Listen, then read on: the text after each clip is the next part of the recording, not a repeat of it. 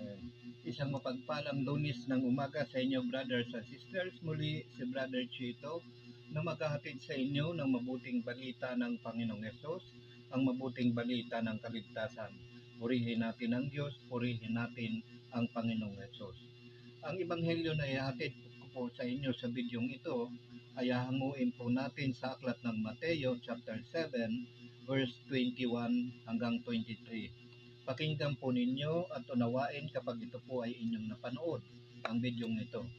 Ang sabi po dito, hindi lahat ng tumatawag sa akin, Panginoon, Panginoon, ay papasok sa kaharian ng langit, kundi yaon lamang sumusunod sa kalooban ng aking amang nasa langit.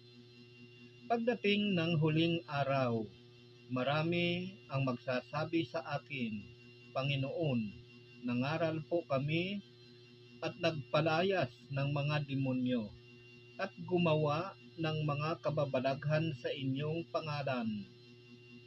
At sasabihin ko sa kanila, kailanmay hindi ko kayo nakikilala. Lumayo kayo sa akin, mapaggawa ng masama.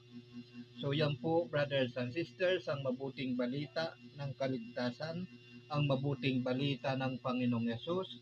Purihin natin ang Diyos, purihin natin ang Panginoong Yesus. Ayan. So, napakaliwanag po ng sinabi ng Panginoong Yesus dito sa verse 7. Hindi lahat ng tumatawag sa akin, Panginoon, Panginoon, ay papasok sa kaharian ng langit, kundi yaon lamang sumusunod sa kalooban ng aking amang nasa langit. So ang tanong po natin, brothers and sisters, ano nga ba ang kalooban ng ating amang or ng ama na nasa langit, which is ang Diyos po? Ano ba ang kalooban ng nais niya na gawin natin sa pamumuhay natin sa panahon po natin ng mga Kristiyano? Kapatid, kaya po tayo tinawag na Kristiyano upang tayo po, sapagkat tayo po ay dapat namumuhay ayon sa Panginoong Hesus.